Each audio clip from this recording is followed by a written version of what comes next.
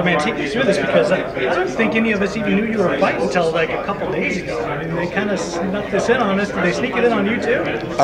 They told me I was going to be on this card a couple months ago, but as far as an opponent, I didn't have an opponent till a few weeks ago.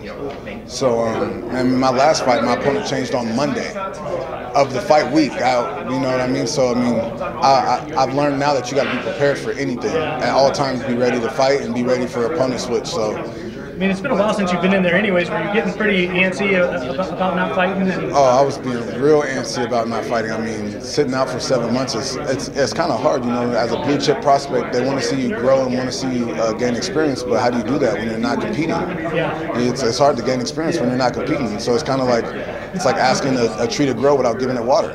So you're not competing, and then they give you just a very short notice on who it's going to be. I mean, in some ways, is that kind of adversity good for you? You know, early on in your career, you're learning how to kind of push past that kind of stuff. I mean, I don't know if you call that adversity or bad business. You know what I mean? I don't really know. I'm still learning the sport, learning the game. I obviously know it's more than just the fighting now at hand that plays more of a part. So there's a business behind it that you have to understand, and that's what I'm starting to learn.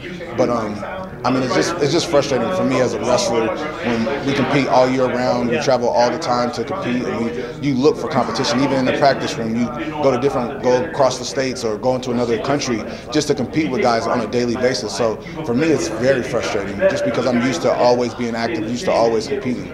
So are you going to make a push this year to sort of the powers that be and say, look, man, I want to fight like 3, 4, 5 times this year? I hope so. You know, I mean, if it was up to me, I would fight 3 to 4 times a year, but that's out of my control. I can just go out there and try to perform as best as I can to show them that I want to do that. Tell me about this guy, because obviously, like you said, you just learned about him not that long ago, but what do you know about him? I mean, I know he has kind of a high-quality win over a guy who's in the UFC now, but what did you look for when you scouted him, what you knew who it was?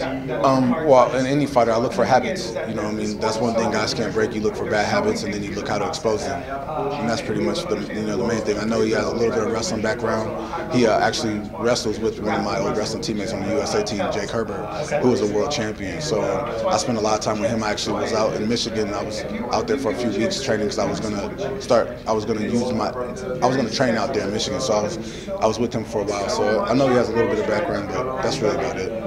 How do you feel like things have progressed for you so far? I mean, obviously we know the accolades and we know you're going to be good, but are things moving at the right pace? And I have a feeling your answer is going to be no, based on what we've already talked about. Yeah. At first, when I first got in the game, I thought everything was moving really good. I was fighting every 3, 4 months, and the progression was good. And then I ended up I tore my bicep twice, so I had to get 2 surgeries and put me out for 11 months. I couldn't even work out, you know. And I think for me, it was obviously a physical setback, but for me, it was more of a mental setback. I wrestled for 23 years. I'd never had surgery once. I'd never been injured. Never had to ever go through physical therapy or anything like that before. So being 27 years old at the time and having to go through 2 surgeries was a huge setback mentally for me. I just didn't know if my body was breaking down, if I had done too much. It was a lot of things I was questioning within myself, but now I'm past that. It just took a little bit of time to get past that, and obviously keep training and keep fighting. And now I know that I'm back. I feel better. I know you guys always will say, you know, I only look at the opponent who's right in front of me, but